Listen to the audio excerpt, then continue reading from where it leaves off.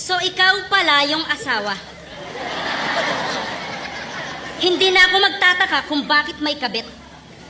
Ganto ba naman itsura, hindi pagpapalit? Ito ay laban sa pagitan ng asawa at kirida.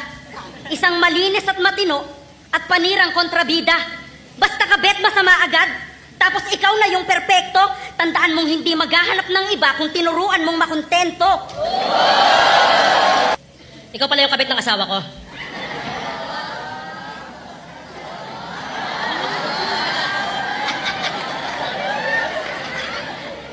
Ang pangit mo. Mukha kang pokpok sa Farmer's Cubao. Yung nag-aabang ng lasing na bagong sahod. Ikaw yung babaeng nilalako ng babaeng bungal na mukhang parot.